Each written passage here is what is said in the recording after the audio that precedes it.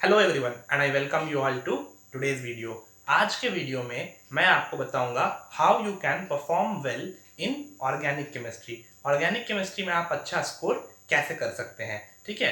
तो organic chemistry के भी हर साल मेंस में अराउंड 10 क्वेश्चन आते हैं, ठीक है। तो इसका एक बहुत ही इंपॉर्टेंट वेटेज है, पर काफ़ी स्टूडेंट्स को ऑर्गेनिक केमिस्ट्री सॉल्व करने में काफ़ी प्रॉब्लम्स होती हैं, उनको याद नहीं रहता ऑर्गेनिक की चीज़ें। तो ऑर्गेनिक में चीज़ें याद रखने से ज़्यादा मेरे हिसाब से समझने के लिए होती है। और अगर मैं ऑर्गेनिक केमिस्ट्री को डिवाइड करूं तो मुझे 3 इंपॉर्टेंट पार्ट्स दिखते हैं। पहला होता है फाउंडेशन या बेसिक। इसमें आपके chapters like nomenclature, GOC, isomerism होते हैं। इससे तो ऐसे एग्जाम में डायरेक्ट क्वेश्चन काफ़ी कम आते हैं, पर अगर आपने ये चैप्टर्स अच्छे से नहीं कंप्लीट किया तो मैं ये एफिडेविट बना के दे सकता हूँ कि आपकी ऑर्गेनिक केमिस्ट्री अच्छी नहीं होगी। ऑर्गेनिक केमिस्ट्री आपको हमेशा परेशान करेगी, आपकी हमेशा लेते रहेगी, ठीक है। तो बहुत ज़रूरी है बेसिक के चैप्टर्स आपके अच्छे हो।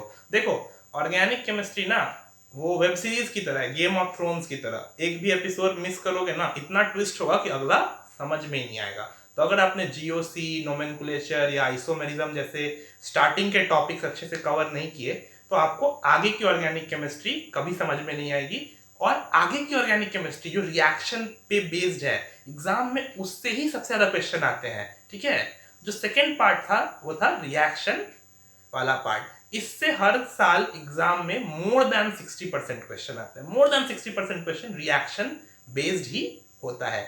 और जो थर्ड पार्ट है ऑर्गेनिक केमिस्ट्री का वो होता है मेमोरी बेस्ड, थोड़ा याद करने वाला होता है, ठीक है। इसमें चैप्टर्स लाइक आपके बायोमॉलिक्यूल्स आ जाते हैं, पॉलीमर आता है, फिर केमिस्ट्री इन एवरीडे लाइफ आता है, फिर फिजिकल ऑर्गेनिक केमिस्ट्री आता है। तो इस तरह के चैप्टर आप वहां पे करते हो, तो यहाँ पर आपको थोड़ा याद रखना होता है।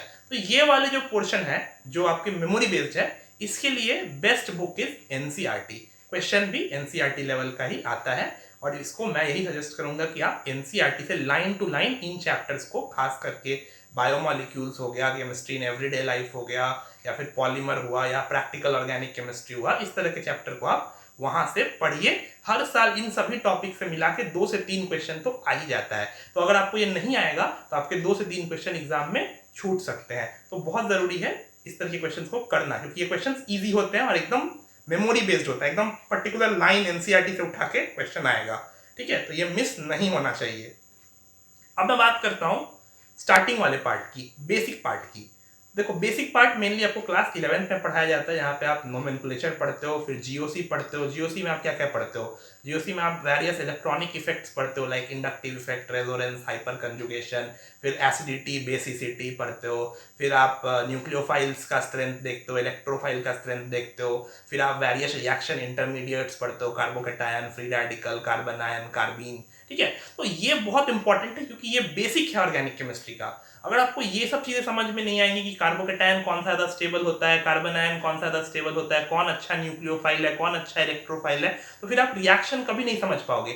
तो सबसे अगर आपका जीओसी वीक है तो आज के आज ही आप सबसे पहले जीओसी रिवाइज कीजिए। GOC is very important. फिर आइसोमेरिज्म भी उसी तरह से इंपॉर्टेंट है, क्योंकि कई बार एग्जाम में रिएक्शन होता है, ठीक है। एक रिएक्शन दिया, उसका प्रोडक्ट दिया, अब पूछता है प्रोडक्ट्स में रिलेशन क्या होगा, वो इनांशियोमर्स होंगे, वो डायस्टेरियोमर्स होंगे, वो क्या होंगे। तो इसके लिए आपको आइसोमेरिज्म पे अच्छा कमांड होना चाहिए। और आइसोमेरिज्म में भी खास करके मैं आपको बताऊं कौन से इंपॉर्टेंट है। तो जो ऑप्टिकल वाला पार्ट है वो ज्यादा इंपॉर्टेंट है, ठीक है। कन्फ्यूग्रेशनल आइसोमेरिज्म उतना इंपॉर्टेंट नहीं है, उसमें भी टॉटोमेरिज्म ही सबसे इंपॉर्टेंट है। टॉटोमेरिज्म के क्वेश्चन आते हैं और आपको पता होना चाहिए। अब मैं आता हूं सबसे important part, that is the reaction part. इसमें सबसे ज्यादा बच्चे सफर करते हैं और एग्जाम वाले भी ये बात जानते हैं, और इसीलिए एग्जाम में मोर देन 60% क्वेश्चन इसी तरह का आता है। ए से बी बना, बी से सी बना, तो सी का स्ट्रक्चर दे देगा, आइडेंटिफाई ए बी। या फिर अगर आपको 2 कंपाउंड दे दिया, इससे आपने ये कंपाउंड बनाया, तो कौन सा रिएजेंट वहां पे डालोगे कि ये कंपाउंड आप बना सको। या फिर आपसे एक रिएक्शन दे देगा, उसका नाम पूछेगा, या फिर आपको रिएक्शन का नाम दे देगा, which of the following is a reamer teamer reaction, और फिर आपको गिवन ऑप्शंस में से आइडेंटिफाई करना। तो यहाँ पर बच्चे बहुत ज़्यादा कंफ्यूज कर जाते हैं। तो मैं आपको बताता हूँ इसके लिए बेस्ट तरीका क्या है। ऑर्गेनिक केमिस्ट्री में अगर आपको रिएक्शन में मास्टर करना है तो रिएक्शन मैकेनिज्म तो आपको आना ही चाहिए। पर रिएक्शन मैकेनिज्म से भी ज्यादा जो चीज आपको आनी चाहिए वो है रिएक्टेंट, रिएजेंट एंड प्रोडक्ट। आपके टिप ऑफ द टंग पे होना चाहिए। अगर मैं आपको ये रिएक्टेंट और ये रिएजेंट दूं तो आप मुझे तुरंत बताओगे कि उसका प्रोडक्ट क्या होना चाहिए। मेरे ऑर्गेनिक के सर रेड्डी सर हमेशा यही बोला करते थे कि बहुत इंपॉर्टेंट है रिएक्टेंट, रिएजेंट एंड प्रोडक्ट पता होना। और इसीलिए उन्होंने मुझे फोर्स करके एग्जाम जब मेरा सिलेबस कंप्लीट हो गया तो बोला कि एक शीट लो और उसके ऊपर 3 कॉलम बनाओ, रिएक्टेंट, रिएजेंट एंड प्रोडक्ट। ठीक है, सपोज करते हैं आल्डोल रिएक्शन है, तो आल्डोल रिएक्शन में रिएजेंट क्या होता है बताओ। आल्डोल रिएक्शन का रिएजेंट क्या होता है? तो इसमें आल्डिहाइड्स होते हैं, आल्डिहाइड विद अल्फा हाइड्रोजन, तो ये मेरा रिएजेंट हो गया, सॉरी रिएक्टेंट हो गया। रिएजेंट क्या होता है?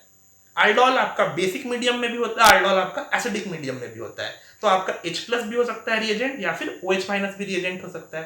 प्रोडक्ट क्या होता है? तो प्रोडक्ट होता है beta hydroxy aldehyde. 2 aldehydes condense करते हैं और बीटा हाइड्रोक्सी अल्डिहाइड हमें मिलता है।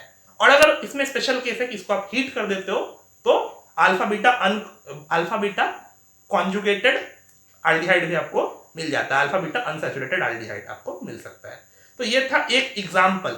इस तरह से आपने through out the preparation time जितने भी ऑर्गेनिक रिएक्शंस पढ़े हैं, चाहे वो नेम्ड हो या अननेम्ड हो, एक सबस्ट्रेट को आप दूसरे सबस्ट्रेट में कन्वर्ट कर लो, है कि नहीं? तो आपका रिएक्टेंट क्या था, आपका रिएजेंट क्या था और आपका प्रोडक्ट क्या था, ये आपको पता होना चाहिए, ये आपको याद होना चाहिए कि तुरंत एग्जाम में दिखे कि हाँ भाई ये कंपाउंड में हमने ये रिएजेंट डाला है, तो तुरंत यहाँ क्लिक करना चाहिए कि प्रोडक्ट यही वाला होगा।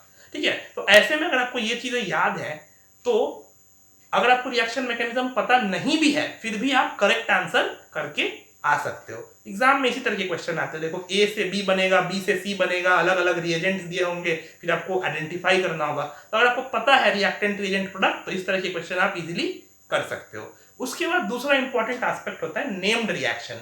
ऑर्गेनिक केमिस्ट्री में ना बहुत सारे नेम्ड रिएक्शन है, जैसे Reimer Tiemann reaction, Sandmeyer reaction, aldol, Cannizzaro, इस तरह से बहुत सारे नेम्ड रिएक्शन है। तो आप ट्राई करो, आपने जितने भी नेम्ड रिएक्शन पढ़ा है, ठीक है, उसको अल्फाबेटिक ऑर्डर में एक शीट में लिख डालो। ए से आल्डोल से स्टार्ट करो, एकदम लास्ट तक जेड तक लिख दो सारे रिएक्शन। ठीक है, तो इससे आपको नेम्ड रिएक्शन याद हो जाएगा। और कई बार नीट और मेंस में सीधा सीधा इस तरह का भी क्वेश्चन पूछ दिया जाता है कि which of the following is a Cannizzaro reaction, which of the following is a reamer Tiemann reaction. तो वहां पर आपको पता होना चाहिए नेम्ड रिएक्शन। ठीक है, अब मैं आपको बताता हूं बुक्स, कौन से बुक्स आपको फॉलो करनी है फॉर ऑर्गेनिक केमिस्ट्री। तो बुक्स आप फॉलो कर सकते हो सोलोमन एंड फ्राई या पीटर साइक्स, दोनों में से कोई एक, दोनों काफी अच्छी किताब है, इनसे आप पढ़ सकते हो। ठीक है, reading is also very important in organic chemistry, पर रीडिंग तभी करो जब आपके पास बहुत टाइम हो। ठीक है, अभी जिनका जेई मेन का एग्जाम या नीट का एग्जाम सितंबर में है, उनके लिए आई विल नॉट सजेस्ट कि आप अभी रीडिंग करो, क्योंकि रीडिंग टेक्स टाइम। पर जो फ्रेश एस्पिरेंट्स है आप आराम से पढ़ सकते हैं, पढ़ना चाहिए। बुक रीडिंग की हैबिट बहुत अच्छी होती है, खास करके ऑर्गेनिक केमिस्ट्री में तो आपको बुक बहुत इंपॉर्टेंट है रीडिंग करना। पर अभी जो एस्पिरेंट्स है जिनका भी एग्जाम है अगले महीने, आप बुक नहीं पढ़ के आप नोट्स से पढ़िए, अपने नोट्स को रिवाइज कीजिए, शॉर्ट नोट्स बनाइए, रिएक्टेंट, रिएजेंट, प्रोडक्ट पे फोकस करो। ठीक है, क्योंकि इसके क्वेश्चन काफी एग्जाम में आते हैं। अब मैं आपको बताता हूँ क्वेश्चन कहाँ से करना है। क्वेश्चन के लिए बेस्ट बुक है, अगर आपको क्वालिटी क्वेश्चन करने अच्छे क्वेश्चन, तो फिर बालाजी पब्लिकेशन की MS चौहान में काफी अच्छे क्वेश्चन है और कम क्वेश्चन है, तो आप इजीली उसको कर सकते हो। और अगर आपको ज्यादा क्वेश्चन करना है, अगर आपको प्रैक्टिस करनी है बहुत सारे क्वेश्चंस की, तो फिर आप हिमांशु पांडे की बुक से ऑर्गेनिक के प्रैक्टिस कर सकते हैं। ठीक है, अब कई लोग पूछते हैं कि ऑर्गेनिक केमिस्ट्री के पॉइंट ऑफ व्यू से इंपॉर्टेंट चैप्टर्स क्या क्या है। तो मैंने आपको स्टार्टिंग में ही बताया था, it is like a web series, you miss one episode you will miss the whole series. ठीक है, तो सारे चैप्टर्स इंपॉर्टेंट है, सभी चैप्टर आपको करने चाहिए। पर अगर हाँ कोई चैप्टर इंपॉर्टेंट है जिससे एग्जाम में सबसे ज्यादा क्वेश्चन आता है, तो वो सारे वो चैप्टर्स हैं जिनमें रिएक्शंस बहुत ज्यादा है, specially the alkyl halide chapter, the alcohol chapter and carbonyl chemistry, means aldehyde, ketone, carboxylic acids, ये वाली जो चैप्टर्स है, ये 3 chapter alkyl halide, alcohols and your this carbonyl chemistry, in 3 chapters से ना काफी क्वेश्चन आता है एग्जाम में। क्योंकि देखो सारी की सारी ऑर्गेनिक केमिस्ट्री मेनली इन 3 तरह के फंक्शनल ग्रुप्स के अराउंड ही रिवॉल्व करती है, या तो अल्काइल हैलाइड हो गया, या अल्कोहल हो गया, या फिर कार्बोनिल केमिस्ट्री। तो आप इनको आपस में इंटर कन्वर्ट भी करते हो, तो बहुत इंपॉर्टेंट है आपको ये सारे मेथड्स भी पता होने चाहिए कि किस तरह से आप एक कार्बोनिल कंपाउंड को अल्कोहल में बना सकते हो, और आप अल्कोहल से अल्काइल हैलाइड बना सकते हो, या अल्काइल हैलाइड से अल्कोहल बना सकते हो, या फिर अल्काइल हैलाइड से हाइड्रोकार्बन बना सकते हो। तो इस तरह का फंक्शनल ग्रुप ट्रांसफॉर्मेशन जहां इन्वॉल्व होता है, इन चैप्टर्स में काफी इन्वॉल्व है, तो इस तरह के क्वेश्चन एग्जाम में काफी आते हैं, तो आपको ये चैप्टर तो अच्छे से करना ही चाहिए। अब शॉर्ट नोट्स की बात करता हूं मैं।